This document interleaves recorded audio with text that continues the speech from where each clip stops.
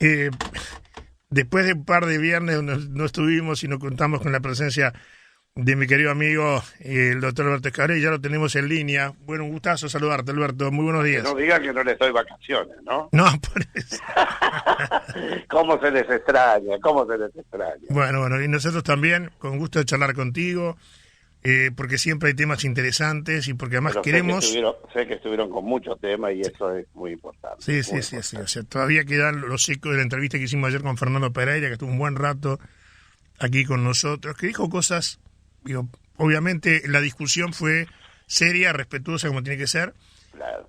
pero creo que tiró algunos títulos que me parece que, no sé si después los va a repetir a nivel de prensa nacional. Acá dijo cosas muy importantes que nos hicieron pensar, ¿verdad? Cuando habló de que él está de acuerdo con que los sindicatos tengan personalidad jurídica, esto va a permitir pasar el limpio todo. Claro. O sea, esto me parece cosa buena. Pero Alberto, bueno, a ver, tenemos varios temas. Recién, en la nota anterior estuvimos Ese que conversando. trataste es muy importante también, ¿eh? ¿Cómo, perdón? Que este último que mencionaste es muy Sí, importante sí, también. sí, sí. Lo es.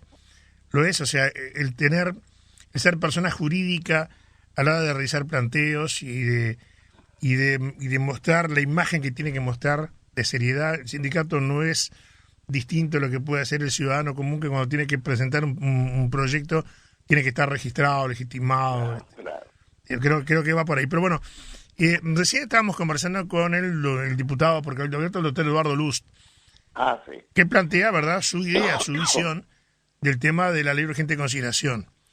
Este, hay formas de encarar todo esto, hay maneras, hay estilos, ¿verdad? Hay algunos que tienen autoridad para hablar, otros que no.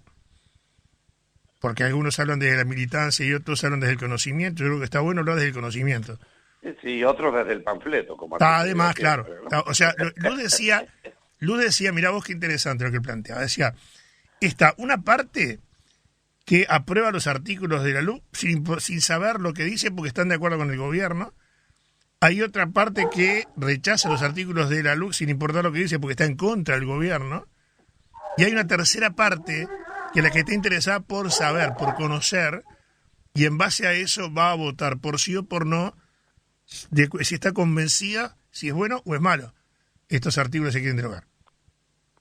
Sí, porque además incluso hay un componente que yo creo que va a tener un peso muy fuerte cuando la campaña avance, y que es el peligroso mecanismo, más allá de cada uno que vote, ¿no? Te estoy escuchando un Pero poquito lejos. el peligroso mecanismo de la ley de consideración de este volumen al comienzo de una campaña, de la campaña de un ejercicio de periodo de gobierno, cuando, como dijimos, contigo, aquí hablamos mucho, ¿no?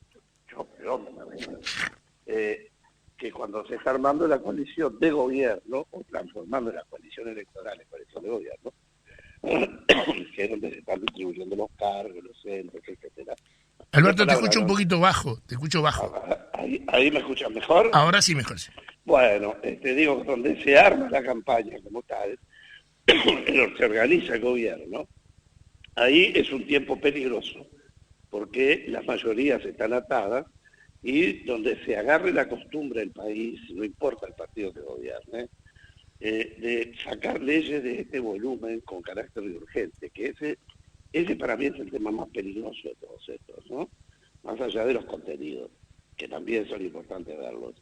Yo creo que a mí lo que me rechina enormemente es el procedimiento, ¿no? Es decir, que un gobierno se instale y ponga nada menos que 500 artículos, 600 artículos, como pueden ser 5.000, cambiando la estructura político-institucional del país, en lo que se puede cambiar por ley, es justamente el uso de una mayoría que son necesariamente operativas porque se está dando el gobierno y se trocar.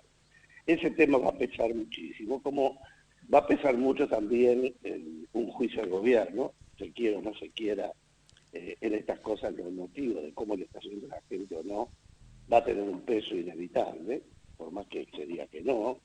Y por otro lado, los puntos, dos o tres puntos, que es lo que tiene que elegir por parte de quienes están a favor de votar la derogación, ¿no? O el sí, que serán los que harán impacto en la gente, porque no Claro. necesariamente la gente tiene por qué conocer los 180 puntos. Yo creo que si hacemos una encuesta entre los legisladores tampoco lo saben, y si lo saben tampoco lo dominan, digo, ¿no? Sí.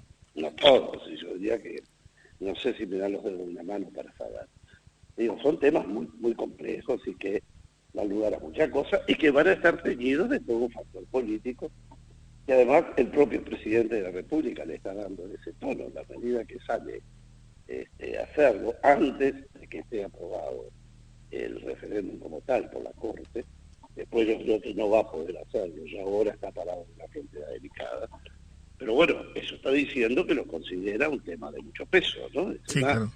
Es una elección de medio término, aunque los operadores decidan que no. Hay un enjuiciamiento de esto, es clarísimo. Lo que no significa de que si sale el no, sea un respaldo para el gobierno para poder hacer cualquier cosa, ni que si sale el sí, el gobierno quede parado y no pueda hacer más nada, ¿verdad? Lo que sí no es un hecho neutro, y como todos, entre ellos yo, realmente me sorprendió en la obtención de las firmas, el número y la velocidad, que no nos olvidemos, no es ir a votar callado y silenciosamente, es gente que puso su nombre y sus datos personales, ¿verdad? Es decir, con todo lo que expone en un sistema político un registro de lo que uno opina sobre determinadas cosas muy políticas, ¿no? Yo creo que uno de los temas que, como protección, es muy gracioso porque nosotros tenemos toda una normativa de protección de datos muy fuerte, y lo más lindo es que para reservar y para proteger a la gente que no tenga exposición de sus datos personales, y de pronto estamos haciendo procesos en los que el individuo tiene que poner su nombre, su apellido, todos sus detalles, para poder estar participando en un acto político profundo. Por eso digo, creo que en el futuro los referéndums van a ser de otra manera, es decir, uno podrá votar secretamente y dirá si está de acuerdo o no con que haya un referéndum, ¿no? Con qué vota en el referéndum, que son dos cosas distintas, ¿no? Entonces, una de las reformas que siempre tuve pensado introducir si hubiera un proceso de reforma constitucional, porque me parece que es demasiado pedir. No digo por este gobierno en particular, en este caso, estoy hablando del instituto. Puede haber situaciones que para un empleado público, por ejemplo, tener que poner su nombre a favor de una norma que va contra lo que el gobierno quiere, puede colocarlo, ponerlo en situación muy delicada. ¿Cuánta gente pudo haber tenido cualquier referéndum y no pudo? Porque tiene que cuidarse de que esto no le afecte en las calificaciones, en la buena relación con Alberto, no te estoy escuchando, ¿sabes? A ver. De rato se te va, quedas como muy bajo en el volumen, no sé qué pasó. ¿Ahí me escuchas mejor? Ahora sí te escucho mejor, ahora sí. No, yo decía, no sé dónde se empezó a escuchar mal, pero lo que yo estaba diciendo es que seguramente mi vocación es que en algún proyecto de reforma constitucional el referéndum, es decir, el juntar las firmas para el referéndum, no sea juntar firmas, sino un proceso de votación en el que la gente mantenga el secreto de su opinión, es decir, de su identidad para dar su opinión. Es muy delicado esto, porque el que es funcionario público y de pronto tiene ahí un vínculo muy cerca con la estructura de poder y todo lo demás, quiera o no, poner su nombre implica una determinada carga emocional o riesgos, etcétera. Yo creo que esto debiera ser un proceso de voto secreto, y eso sería un ejemplo de democracia directa mucho más seguro. En fin, estamos en los tiempos de protección de datos, ¿no? Es decir, justamente toda la legislación universal y uruguaya va rumbo a protegerse de los datos. Y bueno, para que los datos estén reservados y no estén a la vista de todo el mundo. Bueno, y nada menos que una opinión sobre leyes madres de un gobierno, alguien tiene que dejar su firma y su nombre, que además va a un organismo que no tiene secreto, porque la Corte Electoral está integrada por operadores políticos que necesariamente están vinculados a los partidos políticos, incluso los funcionarios, algo que a veces la gente no tiene presente, que hay funcionarios que para poder ingresar a la Corte, legalmente tienen que estar acreditados por un partido político, digo.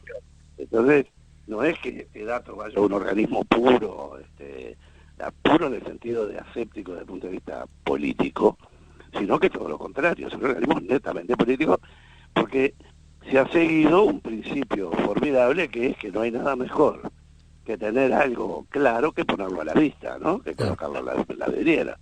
Así como está el dicho contrario, que no hay mejor forma de esconder la piedra que en el pedregal, ¿no? Claro. Bueno, aquí es lo contrario. ¿Cómo se pensó en el Uruguay darle transparencia al sistema electoral?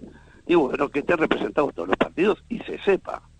Entonces, si bien hay miembros neutros en la Corte, hay muchísimos, hay un gran número que son designados por los partidos políticos, propuestos por los partidos políticos.